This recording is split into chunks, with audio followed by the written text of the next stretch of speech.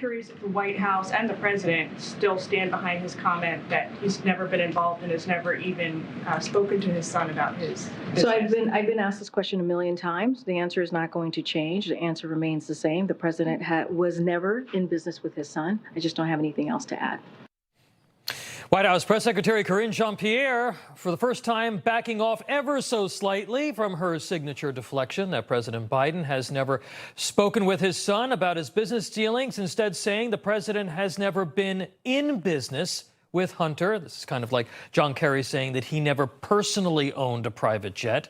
Is the White House getting concerned as more evidence of bribery is coming out that this is a scandal that could take down the Biden presidency? Let's ask South Carolina Republican Congresswoman and member of the House Oversight Committee, Nancy Mace. Congresswoman, nice to have you on the show again. Appreciate you. We have seen the FBI informants report. We heard the stunning testimony from 2 IRS whistleblowers. Is the White House finally on defense here? Oh, absolutely. And what's coming to light now is that everything that Joe Biden has said about Hunter Biden or doing business with Hunter Biden or Hunter Biden's doing business with China, you name it, Joe Biden has lied about it. And if he's done nothing wrong, why lie about what happened here? On Monday, we're going to have a chance to hear from Devin Archer in a transcribed interview. This is a guy who witnessed dozens and dozens of times of Joe Biden being in the room when these deals, when these briberies, when it was all going down. Yeah, you mentioned this week. That's the big news coming just ahead of us in a few days is the testimony of Biden's long-term business partner, Devin Archer. It's been reported that he's going to testify that Biden personally got on the phone to speak with Hunter's business associates, something the president has spent years denying. Listen to this. There's not a single solitary thing anyone said that was done wrong. I don't discuss business with my son. I never discussed a single thing with my son about anything having to do with Ukraine. No one has indicated I have. I've never discussed my business or their business, my sons or daughters, and I've never discussed them. Congresswoman, what will you be asking Mr. Archer, and what do you think is going to come out of that testimony?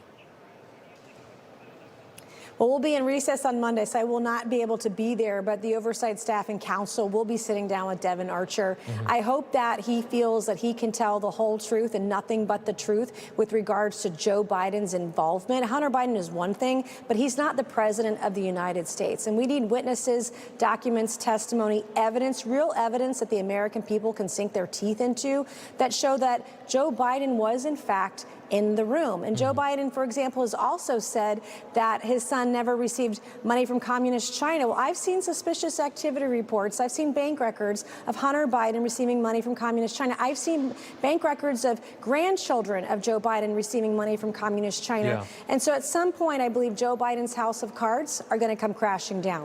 Speaking of the president, of course, Speaker McCarthy has gone as far as saying that this could rise to the level of an impeachment inquiry. As the House enters August recess, how will the investigation continue and what will the committee's focus be? Well, we have to continue collecting evidence for the American people because they don't trust Congress. But I hope that they'll trust the evidence that the Oversight Committee, the Judiciary Committee, the House Ways and Means Committee that are coming out with as this investigation moves forward. The other thing, if an impeachment inquiry is a tool in the toolbox that Speaker McCarthy uses, but it'll push that investigation forward because we know right now the DOJ, the FBI, and the IRS are not doing a good enough job. We know that they've sat on the hands of other investigators that have wanted to investigate this thing and blow the lid off, and they haven't been able to do that. Yeah. But the inquiry, if it happens, gives us more leverage to bring evidence onto the record under oath and under testimony.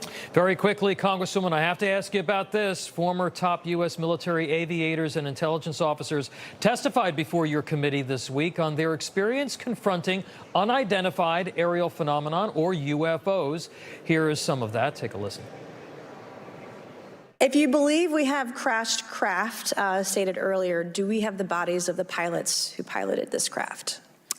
As I've stated publicly already in my News Nation interview, biologics came with some of these recoveries. Yeah. Were they, I guess, human or non-human biologics? Non-human, and that was the assessment of people with direct knowledge on the program I talked to. Congresswoman, real quick for me, what was your reaction to that and your message to the American people about aliens?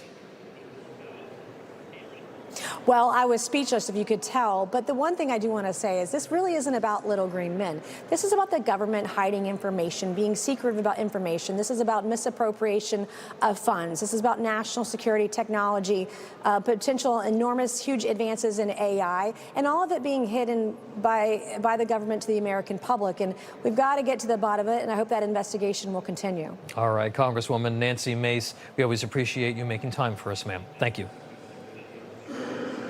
Thank you, as always.